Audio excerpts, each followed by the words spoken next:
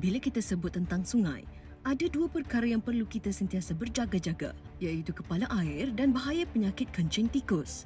Kedua-duanya boleh membawa risiko kesihatan dan keselamatan yang serius jika kita tidak berwaspada. Kawasan yang cantik ini mungkin nampak menyegarkan, tapi tahukah anda bahawa kawasan seperti ini juga berisiko untuk penyebaran penyakit kencing tikus? Jika kita tidak berhati-hati, keseronokan beriadah di sini boleh bertukar menjadi ancaman kesihatan. Persoalannya, apakah punca penyakit kencing tikus? Bagaimana untuk mengenal pasti kawasan-kawasan yang berisiko dicemari kencing tikus? Teruskan menonton Hello Doktor untuk kupasan yang lebih lanjut.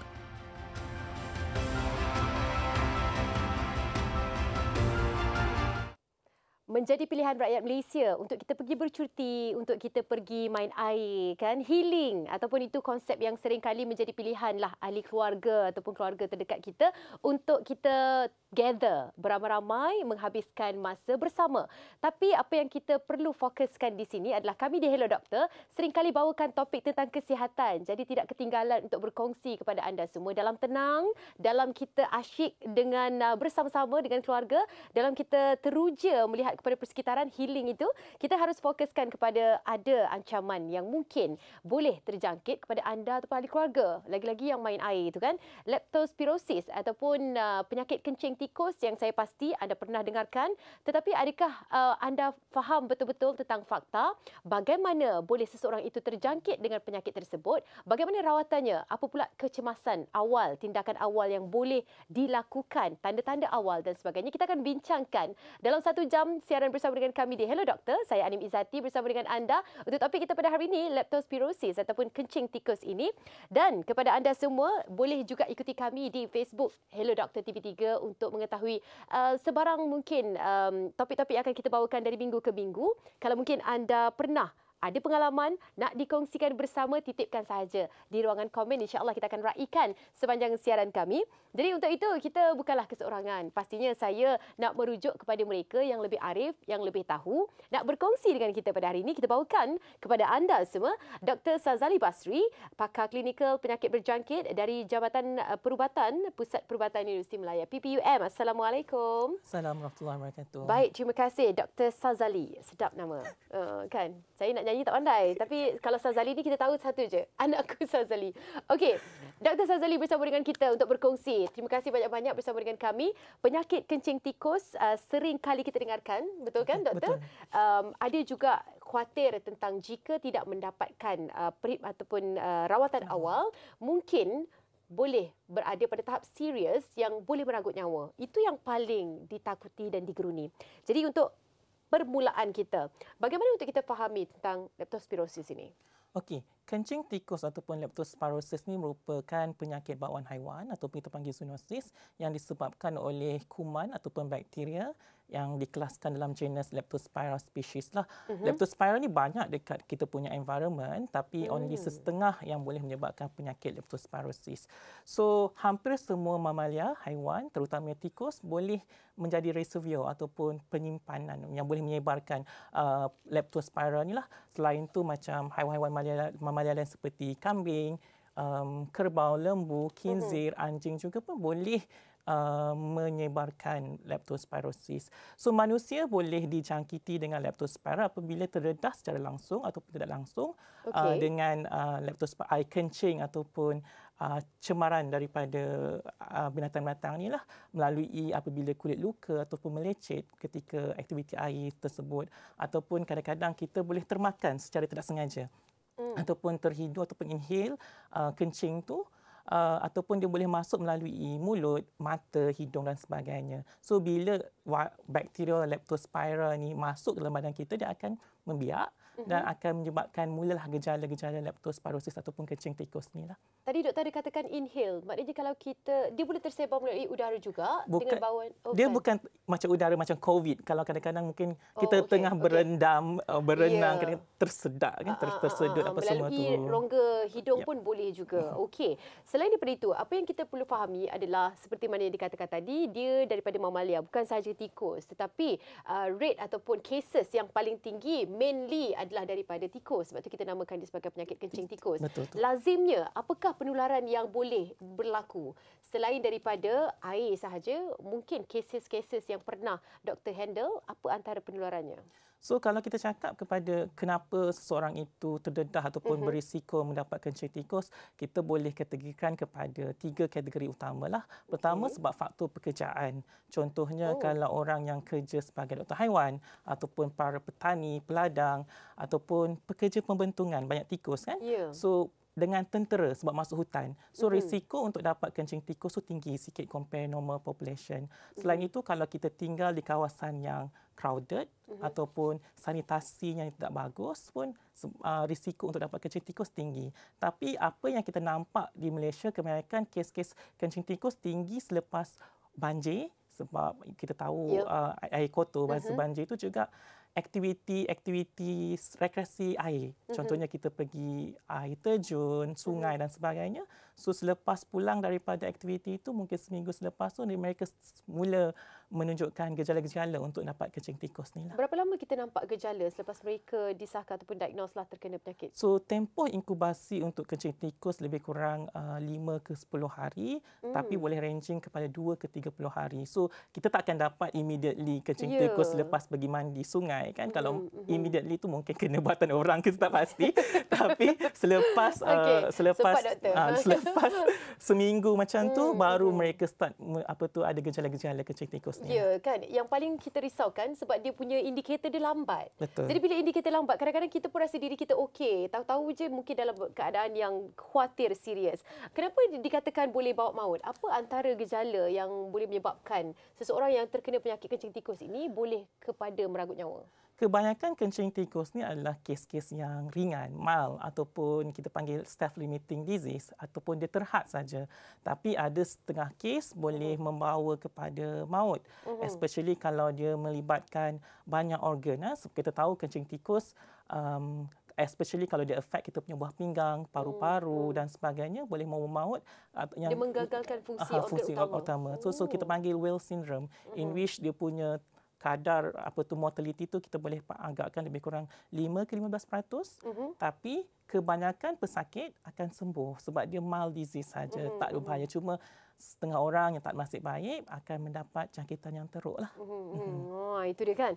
Kita nak tanya juga kan, kadang-kadang ada situasi seorang ibu yang hamil dan sebagainya, adakah janinnya katanya boleh membahayakan keadaan janin dan sebagainya. Tapi kita nak lihat seketika kembali selepas ini ya doktor. Jangan ke mana-mana, kepada anda semua teruskan bersama dengan kami di Hello Doktor.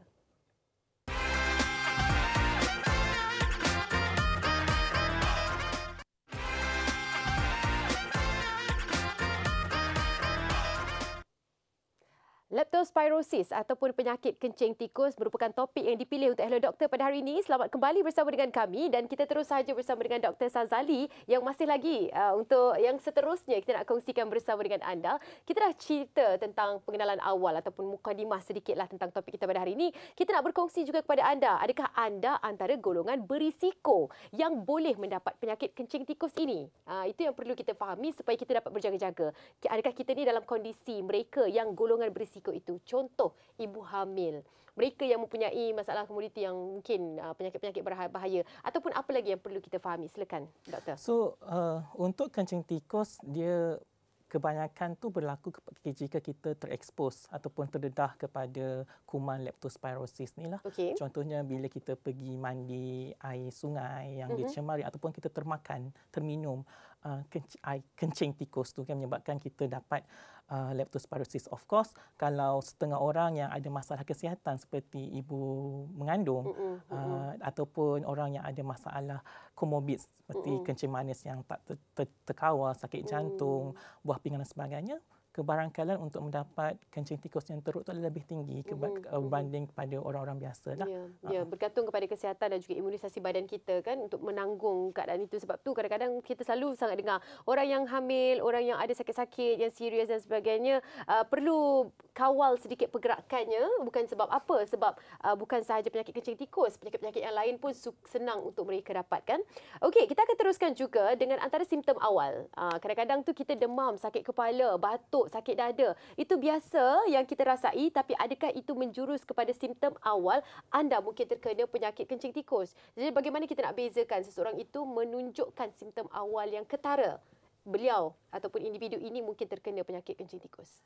Kencing tikus ni agak susah untuk dibezakan dengan penyakit-penyakit lain seperti denggi, typhoid dan sebagainya. So kalau kita ada risiko contohnya baru balik daripada mandi air sungai apa semua tu, mungkin lepas tu kita start demam.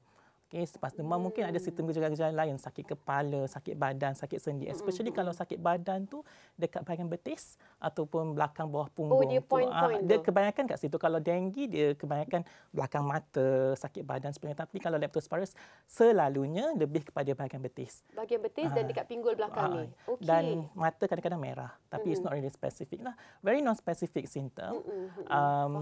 Susah, sebab tu kita susah untuk bezakan. Even kalau kita tengok darah pun, sel darah platelet ataupun sel darah kuning itu mungkin rendah macam denggi.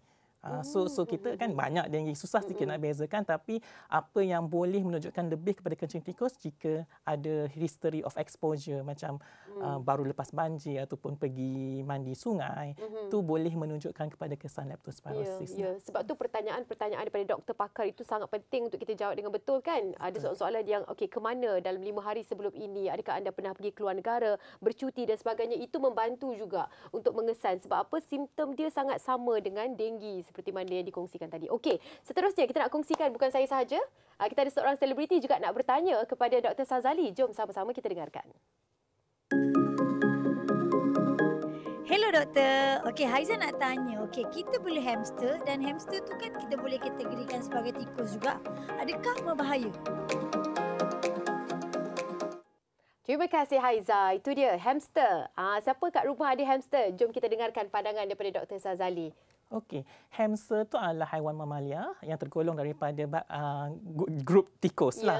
So ada risiko hamster tu pun boleh membawa ataupun jadi reservoir kepada leptospira ni lah. Tapi apa yang kita boleh buat adalah kita make sure kita punya hamster tu dijaga dengan betul, vaccinate, bersih dan sebagainya untuk mengelakkan kita bukan saja dijangkiti leptospirosis tapi mungkin kuman-kuman ataupun virus bawaan hamster yang lain lah. Ya kan, yang pastinya kalau anda ingin menjaga ataupun membela hamster, anda kena tingkatkan sikitlah hygiene kita kan, peningkatan kebersihan anda, bukan macam orang yang dah ada, yang tak ada pet ataupun haiwan belaun di rumah. Kalau guinea pig macam mana? Guinea pig pun sekarang menjadi trend juga mereka bela. Dia samalah grup tikus jugalah kan. Tapi selalunya kalau kita tak ada masalah, kita pandai jaga, tak ada, saya rasa tak ada masalah. Cuma kalau kita sistem pertahanan rendah, macam kita sakit kanser yang ada kemoterapi dan sebagainya, penjagaan haiwan-haiwan macam ni adalah tidak digalakkan.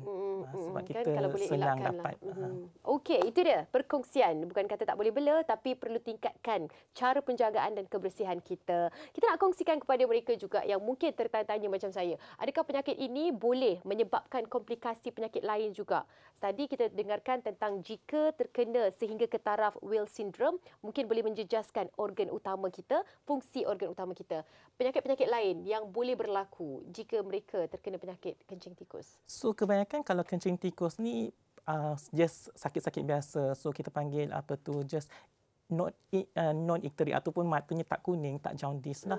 So dia akan sembuh seperti biasa, tapi ada setengah lebih kurang 5 ke 10% mungkin mendapat kencing tikus yang lebih teruk ataupun kita panggil Wheel syndrome, in which dia ada demam, lepas tu jaundice, matanya kuning dan juga buah pinggang, kerosakan buah pinggang. So kita panggil Wheel disease. Setengah tu dia ada lagi komplikasi lain seperti pendarahan dekat paru-paru, kita panggil pulmonary hemorrhage.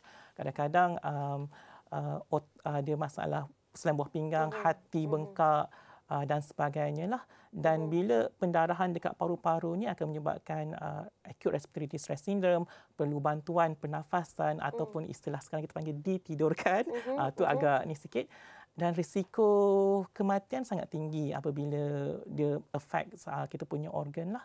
So kalau paru-paru, buah pinggang semua rosak, risiko kematian tu mungkin lebih kurang 50 ke 70% kalau tak dirawat dengan sebaiknya lah. Siapa yang berisiko boleh berada dalam situasi ini?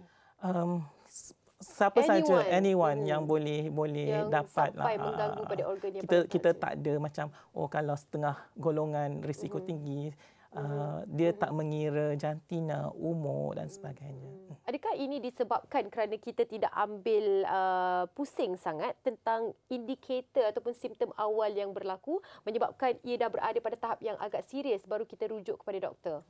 Kalau kebanyakan sebab kencing tikus ni gejalanya tak berapa ketara. Macam susah nak makan didik. ubat sekejap dah okey kan. Kebanyakan macam tu. So dan bila kita rasa okey, kita untuk pergi jumpa doktor untuk dapat rawatan lanjut tu agak terlambat sedikit. So especially kalau kita ada risiko, saya rasa better kita rujuk kepada yang pakar secepat mungkin. Sebab diagnosis kencing tikus pun susah. So selalunya kita akan bagi rawatan empirical. So kalau kita nampak gejala seperti kencing tikus, keputusan darah pun macam kencing tikus, ada risiko macam pergi mandi sungai semua tu, dan kita akan start antibiotik secepat mungkin supaya mengelakkan dia progres kepada peringkat yang lebih teruk lah. Adakah mungkin gangguan daripada cara kita makan, najis kita, warna najis dan sebagainya, ada indikator yang boleh menunjukkan? So selalunya bila benda-benda ni yang kencing tikus yang teruk tu, dia of course pesakit, sudah lemah, tak ni. Kadang-kadang ada mungkin gejala seperti batuk berdarah. So batuk berdarah tu menyebabkan dia punya paru-paru tu ada pendarahan, pulmonary hemorrhage, susah nafas sebagainya. Kalau masa dia affect buah pinggang, mungkin kita perasan kencing tu berkurangan. So menyebabkan kita tahu ada efek buah pinggang. Kadang-kadang kita tahu sendiri kita tak ni kan, mungkin sebelum kita aktif kita boleh pergi berjalan apa semua, tapi bila kita rasa something wrong, macam tak larat sangat, so dan demam, selain leptospirosis banyak penyakit-penyakit lain macam dengue juga boleh tu. So kita kena dapat rawatan awal sebaik mungkin, sebab dengue pun boleh membawa maut juga, bukan saja leptospirosis. Jadi better kita dapat perhatian secepat mungkin lah. Jadi bagaimana individu itu didiagnose? Kalau contohnya saya pergi ke klinik ataupun hospital, apakah diagnosis awal yang dilakukan? Kebanyakan leptospirosis kita dapat diagnose secara kita panggil empirical, in which melalui cerita, history taking, especially risiko tu. So mungkin baru balik daripada mandi sungai, lepas tu demam apa semua, kita tengok cerita dia sakit betis, demam, sakit badan, keputusan darah. Sebab tu kita ambil jadi doktor untuk dapatkan ni. So jadi daripada penala tu kita dapat agak kencing tikus, dan kita ada investigation lain, tapi selalunya investigation tu dia tak membantu sangat untuk putusan masa tu, sebab kita kena ambil darah seminggu ataupun seminggu selepas tu pula. So kita nak compare dia punya peningkatan antibody, baru kita boleh confirm itu kencing tikus ataupun tak. Dia bukan macam dengue, check confirm dengue melalui NS1 ataupun dengue serology. Selalunya kan, apa yang saya selalu dipesanlah oleh orang-orang tua, kalau kita beli air tin minuman dekat dalam mesin geregang, kita panggil mesin yang keluar itu kan, vending machine, cari geregang terus, vending machine, kita akan pastikan dia bersih. Sebab apa? Takut-takut kat dalam tu ada tikus dan sebagainya, kita kena cuci dulu. Air tebu pun saya tak boleh minum dulu, sebab takut-takut air tebu itu akan menyebabkan kita boleh mendapat penyakit kencing tikus. Adakah ini antara, sebab tadi kita selalu dengarkan mereka yang mandi sungai dan sebagainya kan, tapi dari sudut pengambilan makanan ni, air tin, air tebu dan sebagainya, makan kat gerai, macam mana pendapat doktor melalui kes-kes yang berpunca daripada ini? So kebanyakan kalau dekat macam mandi sungai tu dia melalui mukosa ataupun melalui luka apa semua. Tapi kalau yang daripada pemakanan, kita boleh termakan ataupun terminum bahan-bahan ataupun air-air, ada kebarangkaian daripada yang kotor. So make sure, that's why amat pentinglah make sure kebersihan tu, makanan yang masak, bukannya makanan yang dah terbiar, terdedah, especially masa musim banjir. Sebab kalau musim banjir kan risiko bukan sahaja kencing tikus, penyakit-penyakit lain, typhoid juga ada. So make sure penyediaan makanan tu, peniaga-peniaga pun kena faham risiko ini. Betul. Air tebu apa semua tu. So saya cakap kalau was-was tak pasti cuba elakkan lah. Yelah, sebab kita ingatkan bersama kan, kadang-kadang kita dah lama tak berniaga kan, tak tahu macam mana barang tu, start berniaga, peniaga sama-sama ingatkan untuk kebersihan jugalah. Okey, untuk kanak-kanak, apakah kesan secara ringkasnya dalam jangka masa panjang dan pendek? Adakah berbeza? Contoh orang dewasa, mungkin dia boleh dapat balik imunisasi badan. Jadi kanak-kanak tu macam mana? So, kencing tikus ni sebab dia banyak jenis Leptospira kan. Satu jenis tu dia cuma boleh protect again yang satu jenis tu lah, tapi banyak beratus-ratus lain yang jenis. So, immunity bukan seumur hidup.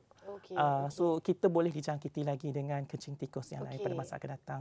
So, sebab dia adalah satu jangkitan kuman, selepas kita sembuh, Alhamdulillah kita akan sembuh seperti biasa. Tapi kemungkinan jika kita dapat komplikasi seperti kegagalan buah pinggang masa kencing tikus ataupun masalah paru-paru dan sebagainya, selepas sembuh daripada kuman tu dah mati apa semua, mungkin untuk kita sembuh kembali ambil masa sebab buah pinggang tu untuk kembali berfungsi secara asal mungkin perlu bantuan dialisis untuk seminggu 2, lepas tu perlu pemantauan mungkin sampai 2 ke 3 bulan baru sembuh sepenuhnya.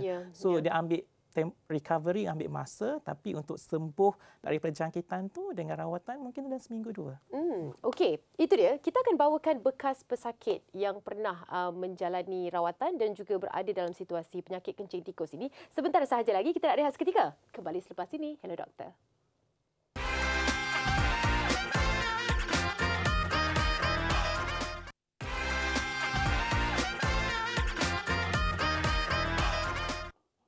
Selamat kembali. Leptospirosis bukan sahaja ada pada kencing tikus ataupun tikus itu sendiri, tetapi ada juga pada haiwan peliharaan seperti kucing, anjing ataupun hamster. Bagi mereka yang membela arnab, kena berjaga-jaga juga. Jadi untuk mengelakkan kita daripada terjangkit daripada penyakit kencing tikus ini, apa yang perlu kita lakukan adalah sentiasa berjaga-jaga, menjaga kebersihan dan haiwan peliharaan anda. Kita kembali bersama dengan kami di Hello Doktor untuk topik kita leptospirosis ataupun penyakit kencing tikus. Kali ini kita bersama dengan Dr. Sazali masih lagi dan juga kita bawakan seorang bekas pesakit penyakit kencing tikus ini, Encik Muhammad Taufik Hidayat Mahdan. Assalamualaikum. Terima kasih Encik Taufik bersama dengan kami di sini. Sebelum tu, Doktor mungkin kita elok mulakan dulu dengan tetamu baru kita, Doktor ya. Okey, Encik Taufik kita nak tanyakan juga bagaimana situasi ini. Kabarnya pada tahun 2011 dah. Dah lama jugalah kan. Tapi pernah dikejarkan ke hospital, kecemasan gara-gara mungkin menunjukkan simptom awal penyakit kencing tikus ini. Jadi apa antara yang berlaku boleh dikongsikan? Okey, ketika perkara ini berlaku lah. Waktu tu kita memang tak tahulah. Saya memang tak tahu yang saya kena kencing tikus. Keadaan waktu tu saya mengalami demam. Okey. Lepas tu saya mengalami ciut birit serta mengalami sakit sendi di bahagian bawah badan lah. Yang agak teruk. Ketika tu saya dah tak boleh kontrol. Saya punya keadaan nak buang air besar apa semua. Memang dia terus keluar macam tu saja. Sampai dah loose dah. Macam kita dah hilang kawalan untuk kencing dan juga buang air besar. Itu termasuk dengan muntah-muntah lah. Keadaan tu waktu tu ketika tu saya di asrama lah. Saya sedang belajar di kolej waktu tu. Pada sebelah malamnya dalam pukul 2-3 pagi keadaan tu berlaku. Ada kawan-kawan yang nampak lah. So dia orang offer untuk bawa saya ke hospital segera.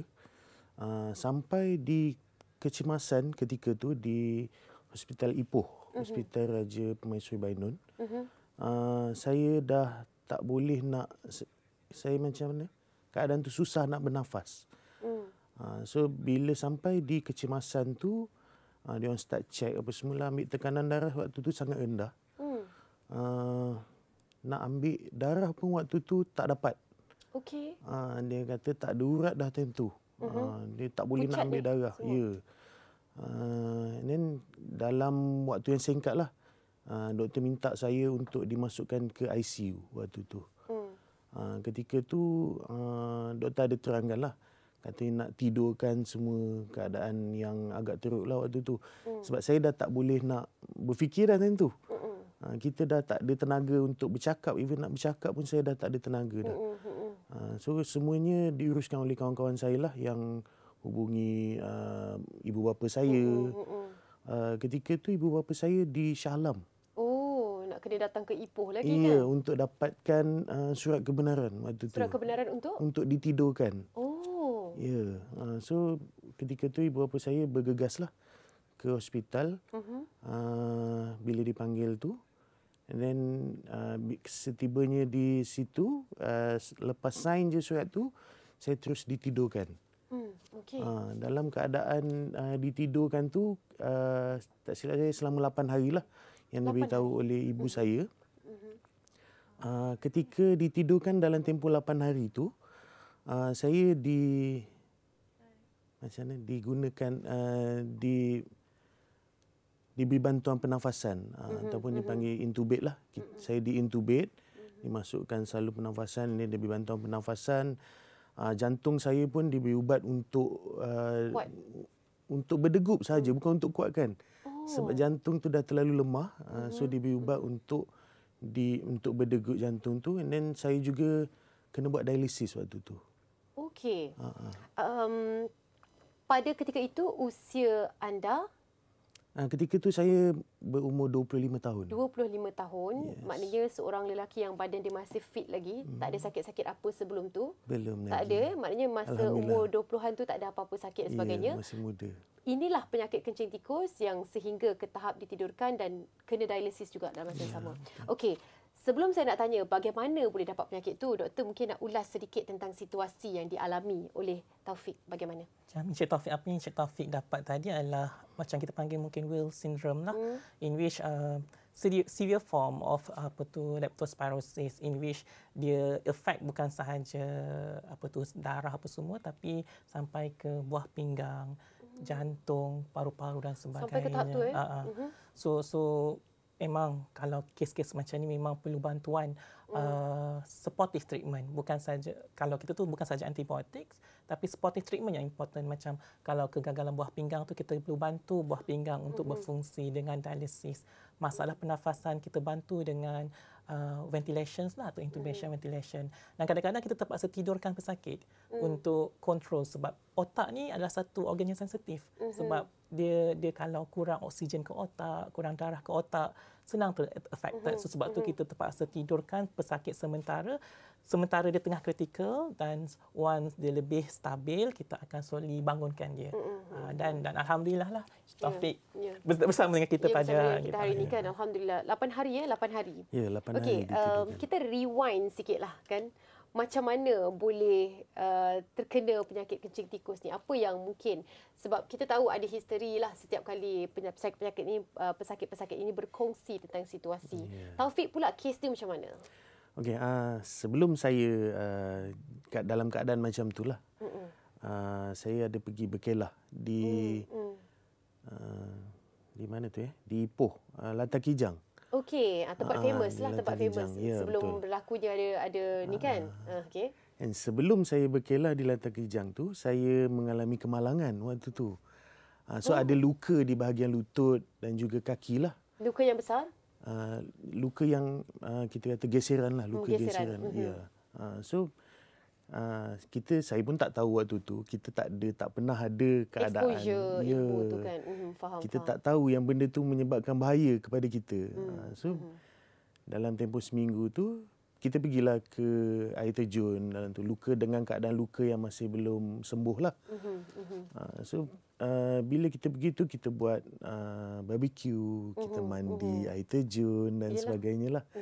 So bila keadaan tu seronok, maksudnya tak ada isu-isu yang agak teruk. Saya pergi pun dalam kumpulan 20 orang waktu tu, ramailah. So dalam kumpulan tu cuma saya seorang je yang ada yang mengalami simptom-simptom demam, cek berik, muntah-muntah tu selepas 2 hari. Okey, maknanya balik daripada tu semua orang okey je. Taufik sahaja yang menunjukkan simptom awal demam dan sebagainya. Betul. Tu. Okey, banyak lagi sebenarnya kita nak dengarkan cerita daripada Taufik kan.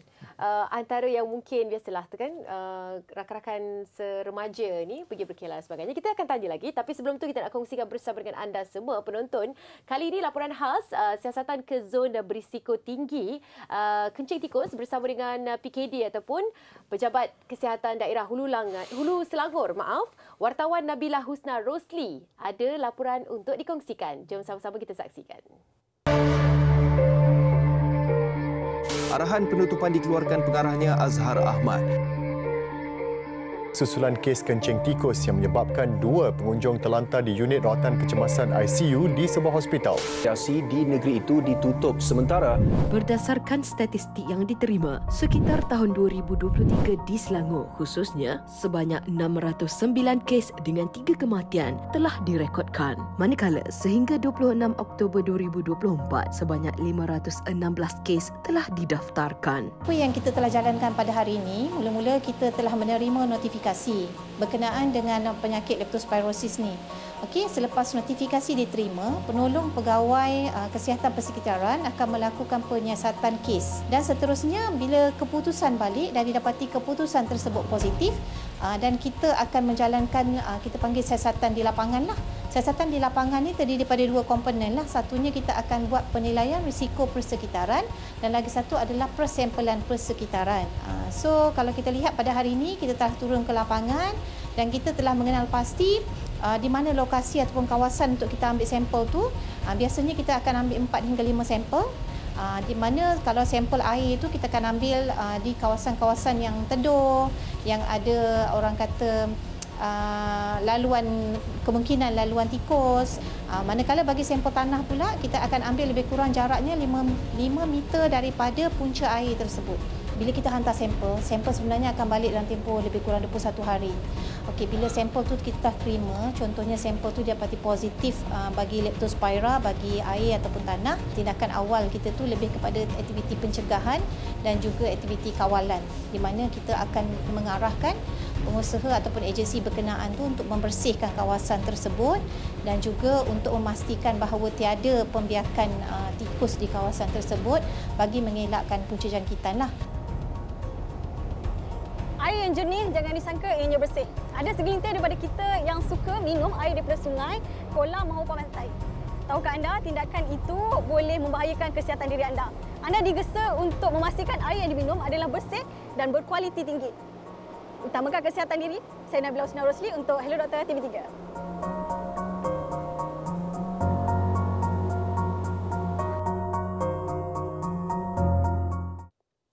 Itu dia tadi kita kongsikan bersama dengan anda siasatan ke zon berisiko tinggi bagi mereka yang berada dalam situasi penyakit berjangkit penyakit kencing tikus ini yang dibawakan oleh wartawan kami. Kita masih lagi bersama dengan doktor dan juga Taufik. Kita nak bawakan pula perkongsian doktor kali ini untuk pastinya ini menjadi persoalan kan, peratusan bagi individu yang berada dalam Wales syndrome. Okey, keadaan yang paling serius untuk mereka sembuh seperti sedia kala. Bagaimana? So, kebanyakan lebih kurang 5 ke 10% mungkin mendapat Wales syndrome dan dengan rawatan sekarang antibiotics. Yang important adalah supportive care macam bantuan pernafasan, buah pinggang, dialysis dan sebagainya. Dengan bantuan-bantuan ini insya-Allah mereka akan kebarangkalian mereka untuk sembuh sepenuhnya adalah tinggi. Itu kita tak mengambil kepada situasi yang mungkin dah ada komorbid dan sebagainya lah kan. Mengambil pada situasi seperti mana yang dikongsikan oleh Encik Taufik sebentar tadi. Dikongsikan oleh doktor juga. Kita nak rehat seketika kerana selepas ini kita nak kongsikan bersama dengan anda semua. Tapi sebelum tu mungkin nak dikongsikan juga daripada Taufik. Antara perkara yang paling menjadi kekhawatiran sekarang ini pastinya pada ketika itu tak boleh sembuh seperti sedia kala kan. Sebab 8 hari ditidurkan tak tahu apa yang akan berlaku. Jadi selepas itu apa yang mungkin nak dikongsikan? Okey, waktu selepas ditidurkan itulah. Sebenarnya yang seperti yang diberitahu oleh ibu saya, doktor sebenarnya dah nak stop dah untuk continue saya punya treatment. Nak shutdown semua ventilator dan sebagainya lah. Tapi ibu saya mohon untuk extend sehari lagi. Maknanya mohon dengan doktor biarkanlah dia hidup sehari lagi. Alhamdulillah, saya menunjukkan reaksi waktu tu. Pada hari keempat tak silap saya, ibu saya beritahu, saya gerakkan jari. Saya gerakkan jari hujung sekali waktu tu. And then doktor rasa saya ada peluang untuk bangun waktu tu. So perkara tu diteruskan, maksudnya bantuan tu diteruskan untuk saya. And selepas hari ke-7, doktor nampak saya punya organ semakin baik. Maksudnya paru-paru saya dah start boleh bernafas dengan baik. Oksigen, bantuan oksigen pun dah dikurangkan. Lepas tu doktor nampak jantung dah semakin baik. Tekanan darah semakin baiklah ketika tu. So hari ke-8 tu saya sedar sepenuhnya. Alhamdulillah lah. Memang saya nampak ibu saya lah di sebelah katil waktu tu. Waktu saya sedar. Dan katanya dia ada satu cerita kelakar lah di sebalik tu. Saya dimasukkan ke hospital hari Sabtu. So bila saya sedar tu, saya tanya pada ibu saya, hari ni hari apa? So ibu saya cakap hari ni hari Ahad. Oh, semalam yang saya masuk. Saya tanya pada ibu saya macam tu. Masa tu ingat sehari je. Ya, waktu tu ibu saya seminggu. Betul, ibu saya dah boleh menangis lah waktu tu. Katanya saya ditidurkan lama. Yalah, seminggu kan, tak tahu apa yang berlaku, hanya perjuangan dan juga doa seorang ibu dan ahli keluarga yang mengiringi kekuatan pada ketika itu. Alhamdulillah kita bersama dengan Taufik pada hari ini. Kita nak dengarkan lagi cerita, tapi sebelum tu kita nak rehat seketika. Kembali selepas ini, jangan ke mana-mana. Hello Doktor.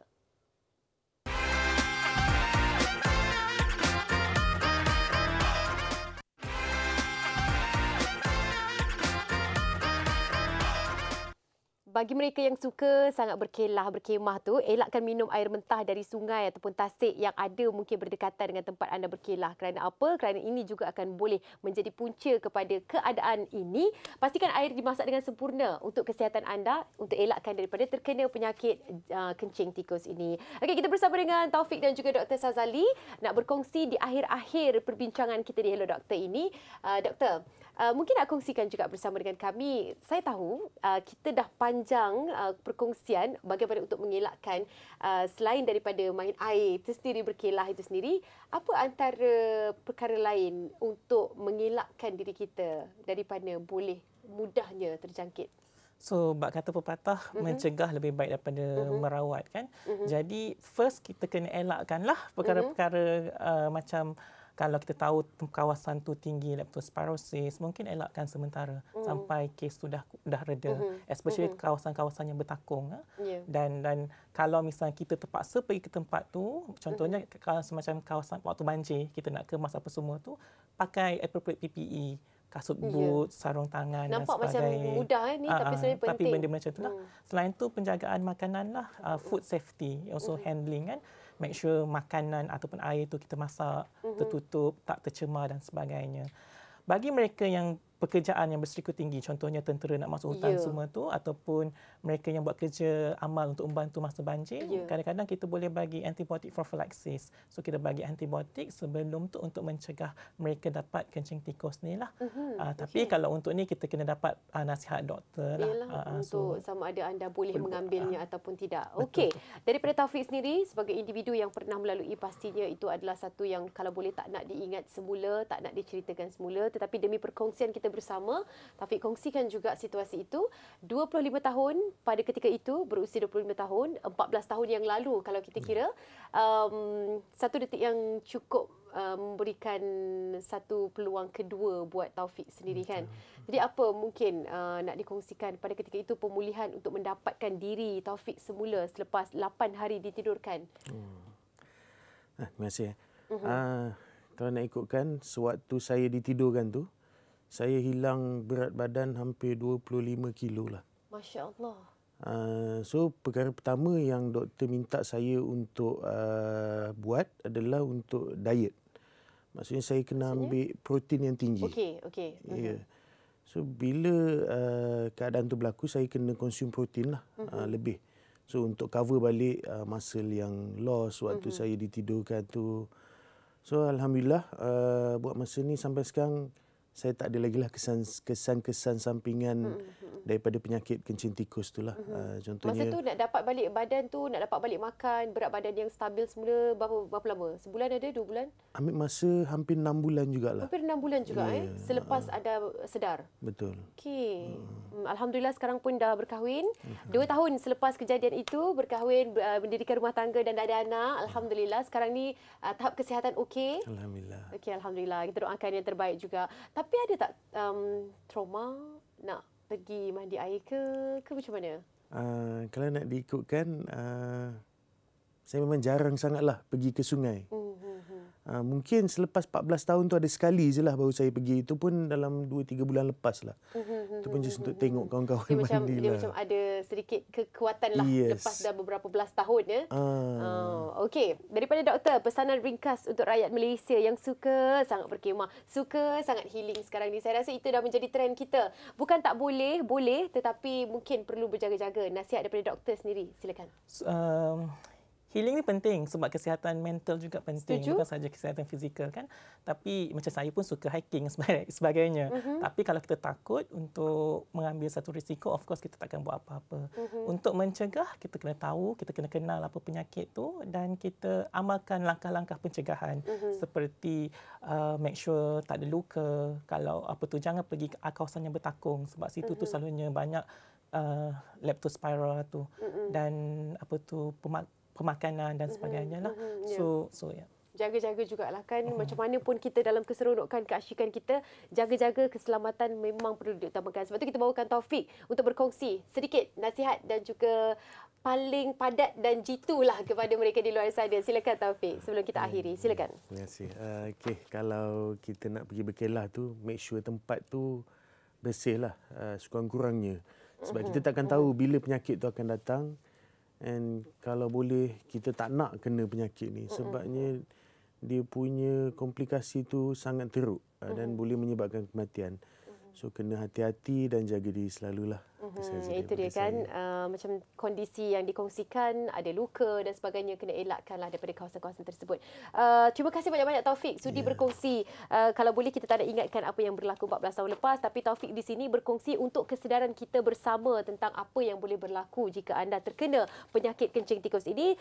Taufik Hidayat Mahdan. Wah, nama Taufik Hidayat Mahdan. Okey, Muhammad Taufik Hidayat Mahdan dan juga Dr. Sazali Basri daripada Pakar Klinikal Penyakit Berjangkit Jabatan Perubatan Pusat Perubatan Universiti Melaya PPUM bersama dengan kami untuk berkongsi dengan anda semua leptospirosis ataupun penyakit kencing tikus. Harapnya ini adalah sesuatu yang boleh dijadikan manfaat bersama. Ikuti kami untuk perbincangan yang seterusnya minggu hadapan. Topik apa? Apakah yang menarik? Kena ikuti kami di platform sosial media dan juga Hello Doktor TV3. Sekian saja. Saya Animi Zati. Assalamualaikum. Jaga diri tau. Bye. Thank you so much.